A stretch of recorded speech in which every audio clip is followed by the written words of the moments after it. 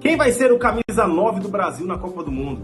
Essa pergunta já tirou o sono de muita gente, torcedor, jornalista e até mesmo treinador. Brasil, o país do futebol que revelou os maiores centroavantes da história, hoje vive uma dúvida gigantesca. Não falta talento. O que falta é um nome incontestável. E hoje você vai entender o porquê essa escolha é tão difícil. Quem realmente pode vestir a 9 na próxima Copa? Durante décadas, o Brasil sempre teve um dono da camisa 9. Romário, Ronaldo Fenômeno, Adriano.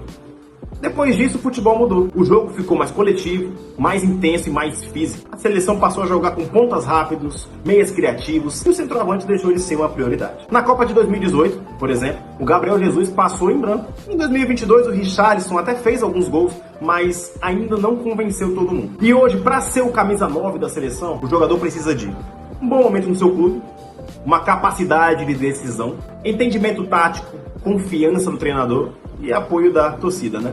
E principalmente saber jogar sem a bola. Vamos começar falando do Richarlison. Richarlison começa a disputa na frente. Ele foi o camisa 9 do Brasil na Copa de 2022, foi artilheiro da seleção no torneio e um dos jogadores mais intensos da equipe. Ele não é o mais técnico, não é o mais habilidoso, mas entrega algo que todo mundo, inclusive os treinadores, amam, que é a entrega total. Ele se entrega, ele se dá no jogo. Vamos aos pontos fortes do Richarlison. Experiência em Copa, pressão alta, identidade com a seleção. Já de pontos fracos nós temos que ele oscila muito nos clubes, né? Principalmente no Tottenham. Tem jogos que ele marca muitos gols, tem jogos que ele passa 10, 15 jogos sem fazer gol. Ele não é um finalizador nato, né? O ponto forte dele é o alto pivô e a velocidade, a entrega, a marcação, a pressão dele. Mesmo assim, se a Copa fosse amanhã, ele estaria na frente e seria basicamente o primeiro nome. E agora vamos falar do João Pedro. João Pedro é o tipo de jogador que cresce longe dos holofotes. Ele não é aquele 9 parado na área, ele se movimenta, cria, participa do jogo. E é exatamente o tipo de atacante que combina com Vinícius Júnior e com Rodrigo, por exemplo. Vamos aos pontos fortes. Inteligência tática, regularidade e evolução constante. Ele está evoluindo, o cara está explodindo cada vez mais. Já um ponto de melhoria, ponto fraco, ponto de atenção, é que ele ainda não decidiu jogos grandes pela seleção. Muito disso por falta de oportunidades mesmo, né? Mas muita gente dentro da CBF vê nele um próximo titular. Falando do Matheus Cunha, né? Ele seria basicamente um falso 9 tático ali, né? Ele é quase um quebra-cabeça tático, né? Não é centroavante, não é ponta, é um atacante híbrido, né? Ele faz um pouco de tudo, né? Ele abre espaço, puxa a marcação e permite a infiltração dos pontos.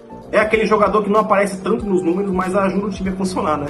Se o Brasil quiser um jogo mais coletivo, ele pode ser uma boa escolha. O forte dele não é fazer gols, né? E aí vem a polêmica, Neymar como falso 9, né? Aí vem a opção mais polêmica. Ele já fez isso no PSG, né?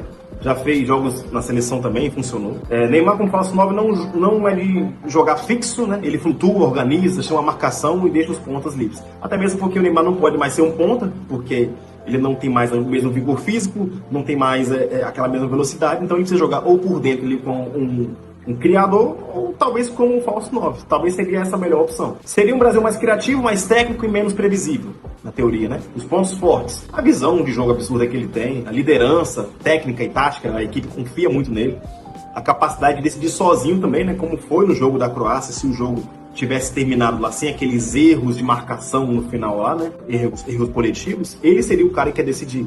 Já os riscos, os pontos negativos, é o histórico de lesões. Neymar, ele não consegue jogar 3 meses basicamente direto. É a dependência excessiva do Neymar. O time precisa dele para jogar, sendo que a gente não tem ele. Então isso é um ponto muito negativo, né? E exige muita intensidade coletiva. O time vai ter que voltar para marcar por ele, né? Se ele estiver fisicamente bem, o Neymar pode ser o cérebro da seleção. Vamos falar do Endrick, né? Endrick é o nome que mais empolga a torcida, né? Mesmo jovem, já mostrou as personalidades que ele tem, a força física, o faro de gol. É aquele jogador que não sente o peso da camisa. Mas existe um risco, né?